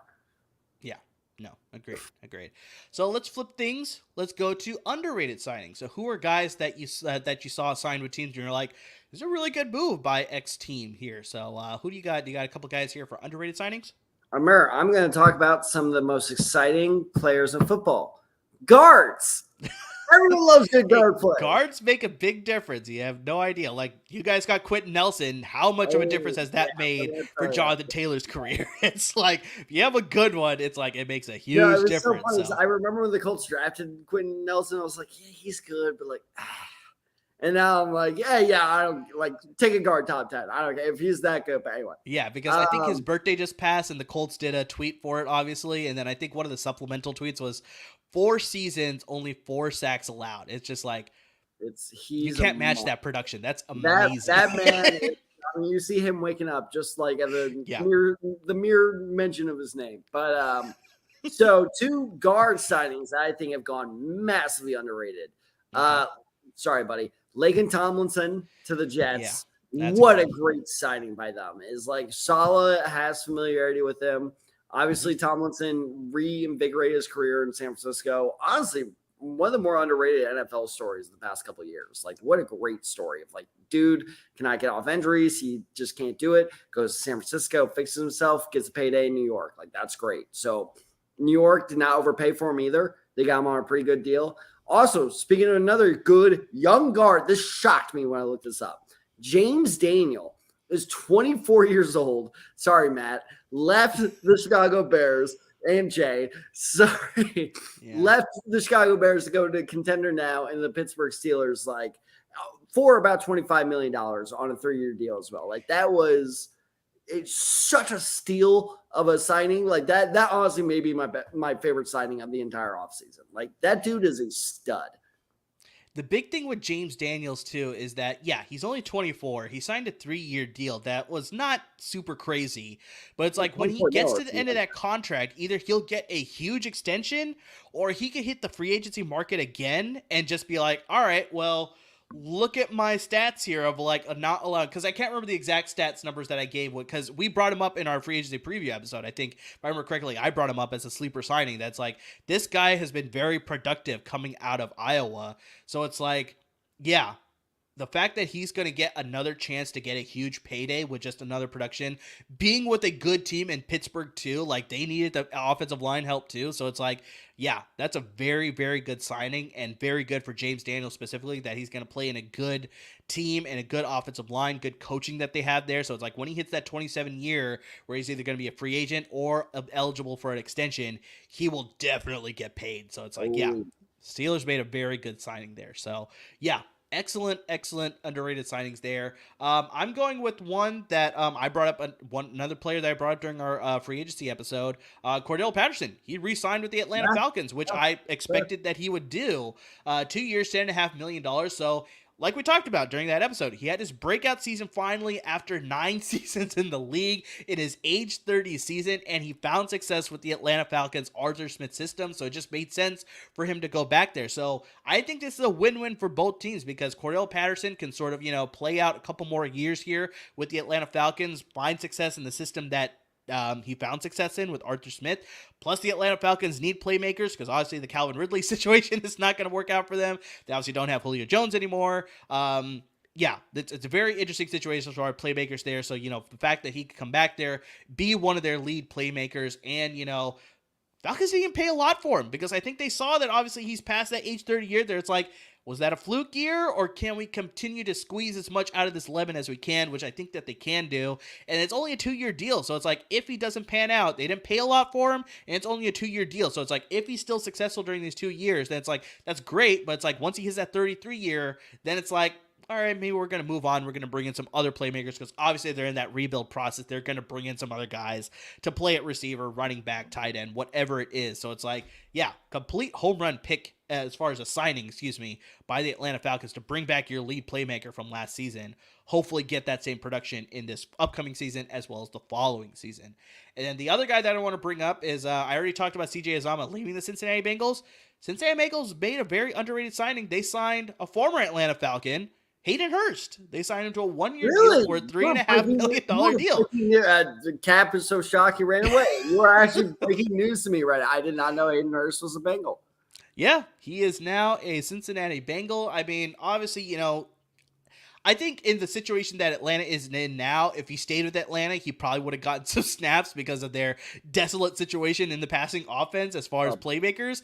But just I think with the drafting of Kyle Pitts, that pretty much signaled to Hayden Hurst that's like, yeah, you got traded from the Baltimore Ravens to here, but it's like they clearly went in a different direction too. So it's like you need to find a new home. So you go to Cincinnati. It's a 1-year prove-it deal for him because I think he's 28, if I remember correctly. The team that just lost CJ Azama. And he's going to be the lead tight end there, but once again, he doesn't need to be the primary option. So I think he could definitely be a very good productive member of that offense as a good safety valve for Joe Burrow. And, knock on wood, hopefully none of those receivers get hurt. No, but if they were to get hurt... Go to the door. Sorry, Cap. But, hopefully if none of those if any of those receivers were to go down and miss significant time during the season, Hayden Hurst is a very good option to have at the tight end position, a very good third option in your passing offense. He's a really good blocker as well, too. So, I mean, Cincinnati, I know they lost CJ Azama, but I think they got an upgrade here with Hayden Hurst. I mean, just what do you think about these two signings here with Hayden Hurst in Cincinnati and Cordell Patterson back in Atlanta? Yeah, I mean, I thought Cordell Patterson was a fine signing. I'm still a doubter. I think that was a flash this past season, but yeah, I mean, hey man, good bet by you of like stay in that same offensive system that really did you a favor and just go for it. The article I read basically said the same. He was just like, hey, Arthur Smith gave me a shot. I'm returning the favor. I was like, okay, yep, that tracks. Hayden Hurst, I wouldn't say it's an upgrade. I would say it's a lateral move, but okay. Honestly, like it's that offense doesn't really emphasize tight end play that much. Like as long as you have some athletic guy out there that can catch, you're going to be fine. So, but this is also important to note. That's when Hayden Hurst had his best season, was when they had a guy like Calvin Ridley and Julio Jones out there playing the top of their game, and everyone was paying attention on the outside, and Hayden Hurst, succeeded on the inside. So maybe this is that career revitalization. So yeah, no, I mean, it's a very low risk. I mean, yeah, very low risk, very low, signing amount of just, yeah, that's a great signing. Low risk, high reward. I think that's the phrase that you're looking for. Well, see, I don't want to go high reward. Think it's high reward? He's going to catch like 3 touchdowns this season. So I was going to go for like low risk, low financial risk as well. I'm just trying to, like, it's whatever. Low risk, mid reward? Is that what you're trying to say there? Sure. Let's go with that. Low risk, mid reward. There we are. Okay. Got it. Is it too late to copyright that? I think that's going to be the next big thing. Low risk, mid reward. Story of my life. All right, so obviously we got into some of our overrated and underrated sightings, but Tad, there's still a ton of free agents still out there. Obviously, we're getting close to April, which is when teams start to focus more on doing their draft prep. So, I mean, we're coming close, obviously, with the rest of this month being that first wave of free agency, but obviously there's that second wave after the draft is done. That's when a lot of other players get signed to fill in some of those holes that they may not have addressed during the draft. So, I mean, we still got maybe another week or so here of the first wave of free agency, and there's still a lot of great players. I mean, you got some obvious choices with Teron Armstead, offensive tackle, the New Orleans Saints. He's still out there. You got defensive back Stephon Gilmore. I know I'm hearing some teams that are interested in him, but he still has not made a decision, so he is still out there, formerly of the Carolina Panthers, and obviously former defensive player of the New England Patriots, safety Tyrann Mathieu. He's still out there, the Kansas City Chiefs. I mean, he's looking for a big payday. Offensive tackle, he was just released by the Dallas Cowboys, La'el Collins. I know he made a couple visits to a couple of teams, but he still had not signed a contract. And another name I want to bring up, obviously we brought him up earlier in the episode, wide receiver Odell Beckham Jr. of the Los Angeles Rams. That one, I could see him being a second wave signing because of the injury sort of thing. I don't know if he'll get signed during this first wave, so we'll see about that. But I want to get into a couple other names that may be out there because obviously, there's a lot of big names, but just like who are a couple of guys that's like may not be a big name, but if he signs with the team, he could be an instant contributor. You got any guys like that? Yeah, so I got 2. First off is Trent Brown. I know he's been a little inconsistent, going from the Patriots to the Raiders and then back to the Patriots. Like he's had a career for sure. Not forget former 49er Trent Brown. Oh, that's actually, you know what? I completely forgot he was a 49er, to be totally honest. But here's the surprising thing is because this is why he's on my list is because I think because he's been playing for so long, I was like, wait, he's only this, many years old. He's only 28. Yeah, I think when he sort of was breaking out with the San Francisco 49ers, I think he was like 20 to 23. If I remember correctly, like he was playing very young. And then Yeah. when we made that trade to New England, he obviously played there. So yeah, he's still got a lot of great years ahead of him. Yeah. So I mean, yeah, again, inconsistent, sure. But I think that it's it flashes me back to when the Colts were looking to Eric Fisher, exactly like what you said in the second wave last offseason of like, okay, our draft is done. We didn't get Christian Darrisaw, which is still so stupid. I love you, Quiddy Pay, but we should have gone for Darrisaw anyway. And it was just like, okay, cool. Here's this pretty good veteran. Well, I mean, no offense to Eric Fisher, but I would much rather have a 28-year-old Trent Brown in that situation than an Eric Fisher who was 30 last offseason. So Trent Brown, I think, will be a very interesting guy to watch. Also, another corner, other than Stephon Gilmore, but also another Panther, Dante Jackson. One of the most underrated cornerbacks in the league, in my opinion. He is still a free agent. Sorry, but he actually re-signed with the Carolina Panthers. God damn it! But he is a good corner. That's why he re-signed, right? That's why the Panthers re-signed him. I think it actually happened last night or around yesterday. I was out with friends. That's what happens. All right. Yeah. Well, so good for you, Panthers. Good job. Good job re-signing Dante Jackson because he's 26 years old. Yeah. Great man-to-man corner. Like that was wow. I'm honestly shocked he went back to Carolina. I totally thought he'd go somewhere else. All right. Well, hey, Matt Rule, good for you, buddy. Yeah.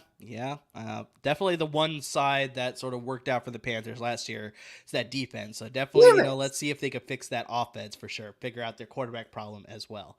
But yeah, sorry about that one. That's what happens. Anyway, who are some of your underrated guys?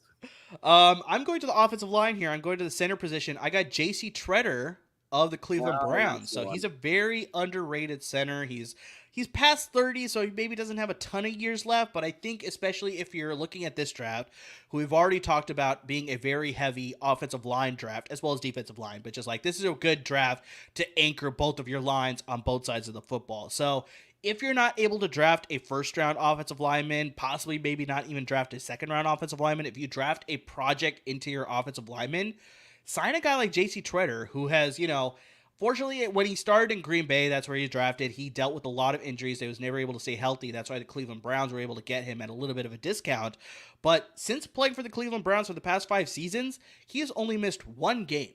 So, I mean, he's able to overcome all of those injury concerns that he had early in his career. He's been a dominant force for that Cleveland Brown system. I mean, there's a reason why Kareem Hunt and Nick Chubb are having the seasons that they've been having the past couple of seasons is because of that offensive line. J.C. Tretter's been one of those anchors on that offensive line. So you sign a guy like that, and like I said, if you draft a project interior lineman, he'll learn from him. And hopefully you'll develop your center of the future then behind J.C. Tretter. And in the meantime, you have a very quality starting caliber offensive lineman, center specifically, in J.C. Tretter. So, yeah, we'll see exactly where he signs, where he can anchor some offensive line out there in the NFL. I brought him up earlier. I know you were not super happy with this name, but Jamison Crowder. I'm a big supporter of Jamison Crowder. I like him. He's fine. I think you overrate it. He's a good receiver. I think you overrate him a little bit. But anyway, keep going. No, that's possible. And I think the big reason as to maybe why you may feel this way and maybe some other people feel this way is that he does deal with injuries. For the past 2 seasons, he's been dealing with calf strains, which affords him to, or not affords him, but makes him miss a handful of games during the past couple of seasons because of his calf strains. But honestly, when he's healthy, he's a very dependable slot receiver. He can play on the outside as well. He's only 28, so he's still got a lot of great years ahead of him. He's a target machine. Like, I mean, he's only a couple of years removed from a 120-plus target season. Before that, it was 116, if I remember correctly. So he's a very good option. You can use him in the return game. When he was in Washington, they were using him in the return game. When he was with the New York Jets, they used him primarily as a receiver. But yeah, if you need some return help, he's a good guy to have there as well. Extra depth piece there. But just, yeah, I think as a veteran addition, he's not going to be your number 1 guy. That's definitely not the case. But as a second or third option, definitely has some veteran depth. I like Jamison Crowder, but yeah, I can understand why some people may not be as high on him, like my co-host here. No, very fair, very fair. Cool. Cool. So yeah, we covered a lot of stuff there when it comes to free agency, but hey guys, we definitely still want to hear from you, whether it's during the live stream or maybe even afterwards too. I mean, you can see it down there below. We got all of our handles below, the Twitter handles. You got my personal handle, I'm Desai23. You got Tad's at TadDesai94. You got the show handle, Desai Guys. Interact with us. What have you been thinking about during this entire first wave of free agency? We still got some free agency left to go. Obviously, the draft is right around the corner. We definitely want to hear from you and all of your thoughts there. And hey, check out that shirt that Tad's wearing. Do you want to get a sweet shirt like that? We'll give you the link. You can find that on our YouTube videos as well as our podcast episodes. You can buy our awesome merch there that has our show logo on it. Different color options for the t-shirts. You can go darker. I have a lighter shirt. You can go with colored options. A lot of great options if you want to support the show, by buying some merch. And the website that we have that shirt on, you can also buy like mugs. You can buy stickers. You don't have to buy a shirt. Our good buddy Jay, he has a crew neck sweatshirt. So it's like whatever you want to do, you can sort of get our logo on it and support our great show here. So yeah, just want to give a quick plug there before we get into our final topic of the live stream here. So Tad, I think it's no secret that we've had a lot of crazy moves that have happened this past week, maybe weeks before too. It has not been a quiet offseason. You can say that for sure, right? Yeah. No, it's been quiet offseason. Well, okay. Hi, buddy. Yeah, see, even Cap wants to talk about the crazy offseason we had in the NFL too. This is the life of the cat people. But anyway, buddy, okay. Sometimes you just gotta do it. But shove them off. Well, it's been a quiet off season for my Colts, but everyone else, yes, they've been making moves because they actually want to win a title, apparently. Well, obviously, I'm talking about the NFL in general, maybe not specifically the Colts, but yeah. This has been a very exciting offseason, absolutely. But the big thing, Tad, that I want to get into here with our final topic of the live stream is just, you can see the banner there, the Super Bowl landscape, because clearly things have changed now drastically. Because we were talking about this last night as we were sort of figuring out what we want to do for the live stream, but it's like, arguably, Tad, if you look at the AFC alone, you could make a case for 13 of the 16 teams have a shot to make the playoffs. And single-handedly, you could count just the AFC West and the AFC North with those 4 teams, 8 teams total, respectively. Now, those two divisions are going to be absolutely insane as far as competition, both for the division crown, getting seeding. That's just insanity, just how crazy the AFC has gotten as far as competitiveness. Obviously, you got Tom Brady unretiring, so the Bucs are back in the picture. You obviously have the defending champion Rams in the NFC, but that's the flip side where it's like, I don't know how I feel about the NFC. Besides the Rams and the Bucs, we obviously talked about this with the Devonta Adams trades. Does this affect the Packers now? Are they going to be as competitive? I know their division is weak, but it's does that leave room for the other teams to sort of, catch up? Minnesota is usually always on their tail, but, maybe this is the chance that they finally catch them and they could possibly win the division. There's a possibility there. The NFC West is going to be interesting, obviously, with possibly Trey Lance being for the Niners. Who knows what the quarterback situation is going to be in Seattle. You got Kyle Murray frustrations in Arizona. So it's like, are the Rams just going to walk away with the division crown? It's like, I have no idea there. You got the NFC South where it's like, besides the Bucs, everybody else has questions. So it's just like, man, the Super Bowl landscape has just gotten so crazy. And it's just like, well, I want to get your thoughts as far as just like, how do you feel about it? If you had to pick the Super Bowl representatives from both sides, could you make a decision right now? I can't.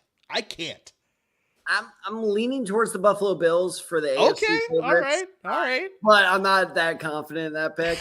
The Chiefs can knock them out. But exactly like what you said, it's just these different AFC teams. If you had told me a month ago, look, Tad, you're going to really believe that the Broncos have a real shot at making the Super Bowl. I'd be like, not really. Now I'm like, if the Broncos made the Super Bowl, I'd be surprised, but I wouldn't be shocked. That's a very real possibility for the Broncos now. The big thing that we talked about with the Broncos too is we felt very good about their entire roster. Big issue was that quarterback position. Yeah, and it was just the big thing too that we're not hearing throughout this entire offseason was just are they going to get a quarterback? Are they going to draft one? Are they going to trade for one? It's just like very lots of like hemming and hawing, staying silent. It was just like, what's going on there? Are they going to go with Drew Lock? It was just like very questionable. Then obviously we hear the news about Russell Wilson. It's like I said, instantaneously makes them Super Bowl contenders. Like, I mean, I 100% believe that. Contenders is the perfect word for that, because I won't say favorites, but they are contenders. Now, I will say the one team that I think a lot of people are a little too high on is the Steelers. Not to say the Steelers are going to have a bad season. I'm not sold that Trubisky. I think this whole redemption tour thing is just the result of a very, very poor free agent, quarterback class. Yeah. So I don't unfortunate big fish in the small pond sort of situation. Exactly. Yeah. I don't think he's terrible. I just think, but we've already seen Tomlin can borderline make the playoff with terrible quarterbacks with Mason Rudolph and Duck Hodges and who else? It was other guys. situation. Exactly. Myles Garrett's trying to beat one of their heads in. It's just like it's a whole thing.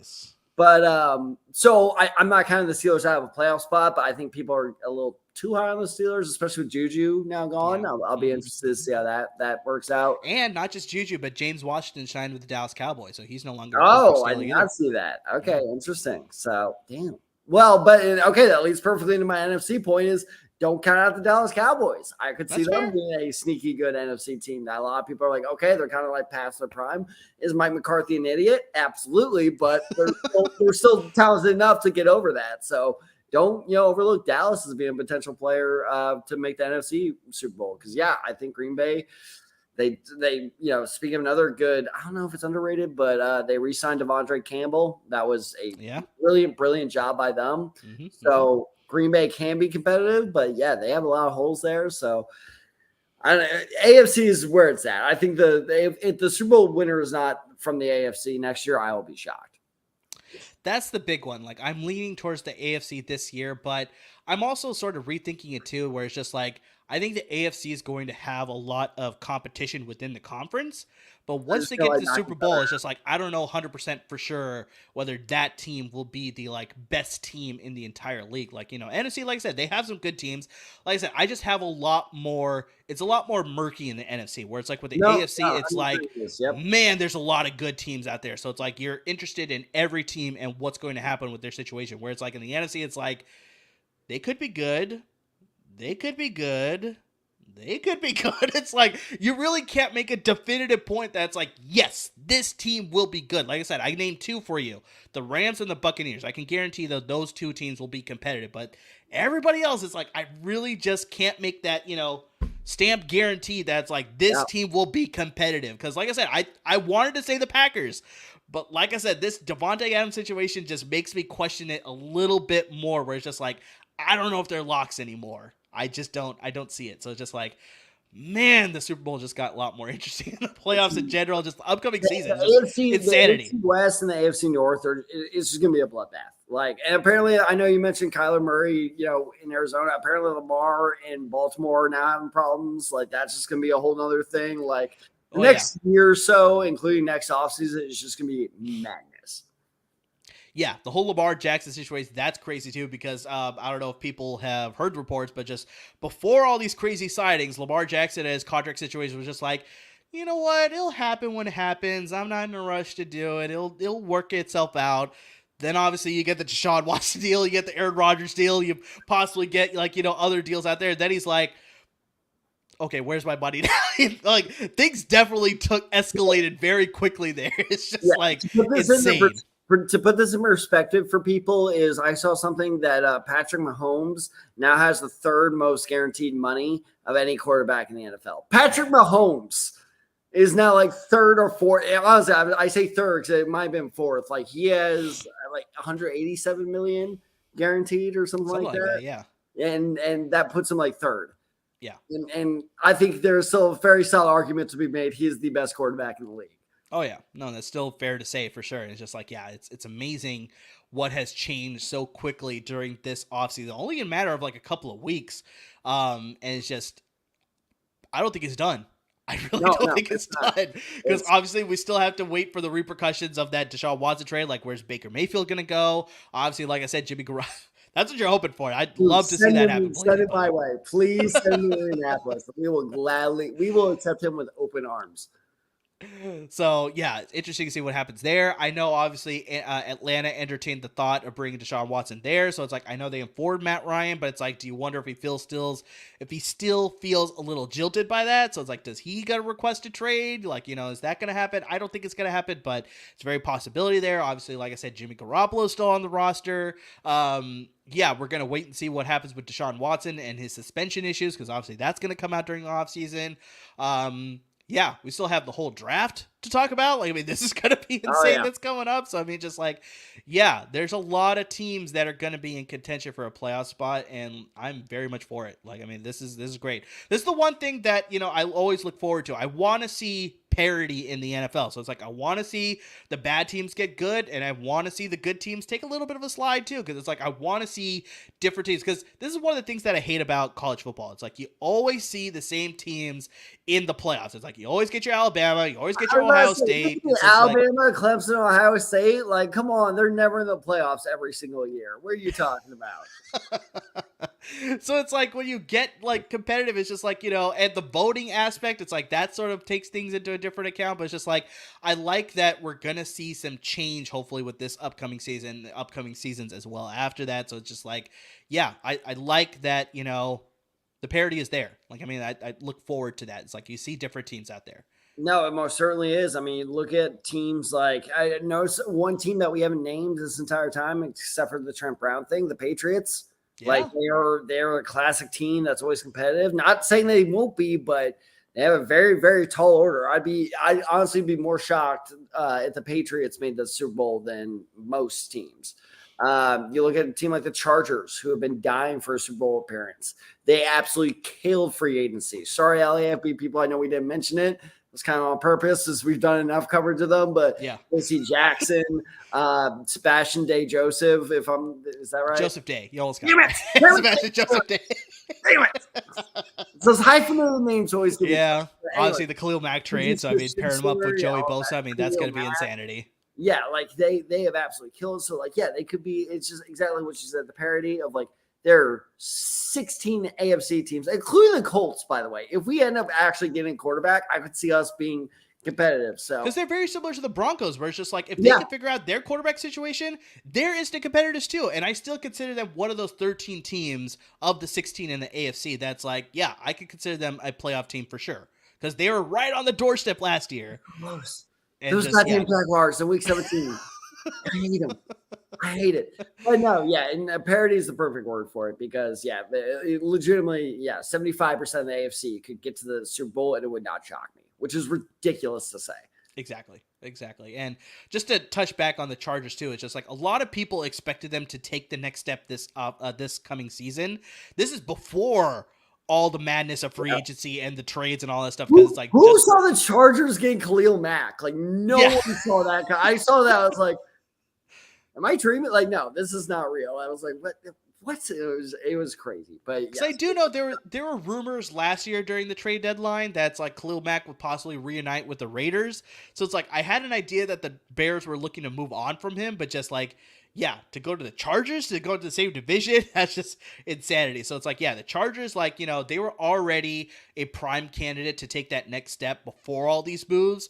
Now with all these moves, it's like, yeah, they're a prime candidate to win the West. Like, I mean, they're a very well-built team. Obviously, they still have the draft now to build up on some of the holes that they still need to build. And they draft well, too. Don't forget they got Rashawn Slater at, like, 13 last year. Like, they are good drafters. Oh, yeah. No, Brandon Staley's a great head coach there. So, I mean, it's like, yeah, the Chargers.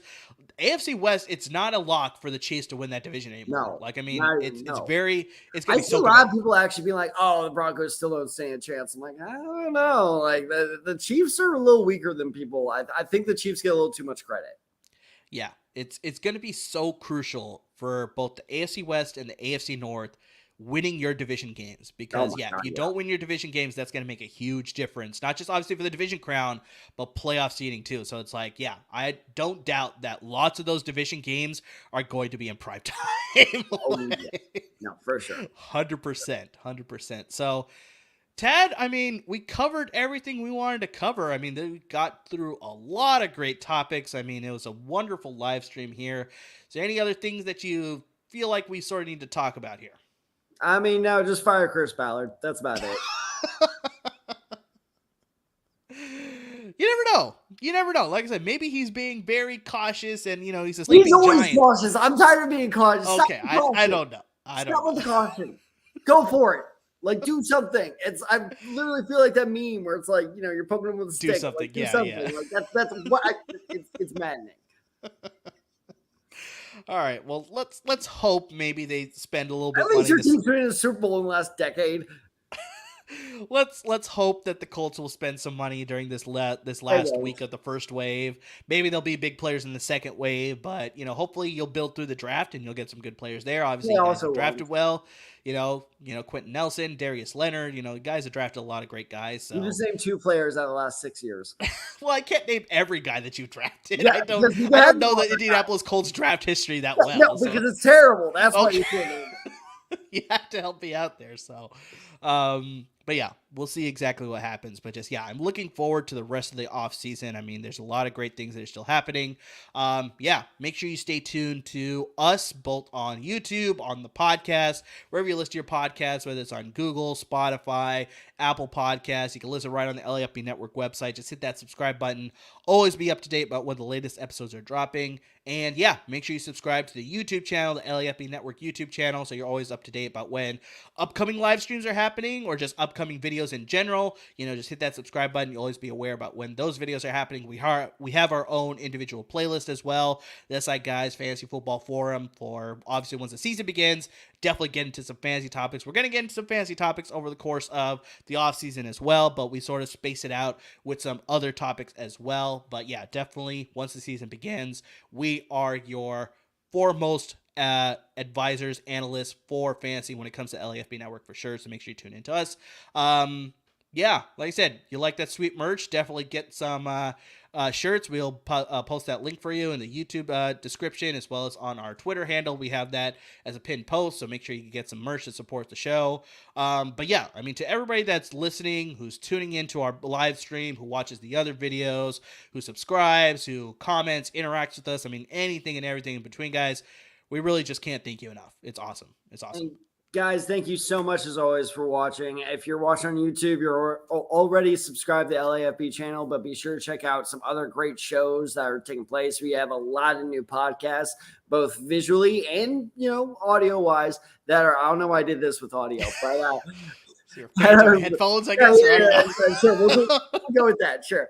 But we have a lot of new podcasts that are, coming off that are doing things that we're doing of we're both stuff that audio medium and visual medium as well on YouTube. So be sure to keep looking out for that type of stuff. And like Amir said, we're going to keep going live. I'm not going to make any official announcement yet, but we've been talking about some exciting future events. We have some ideas cooking. We'll sprinkle it in maybe in a couple of weeks. We'll let you know. We'll keep you in the know.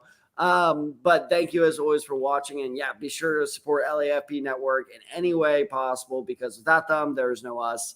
I say it every episode because it's true.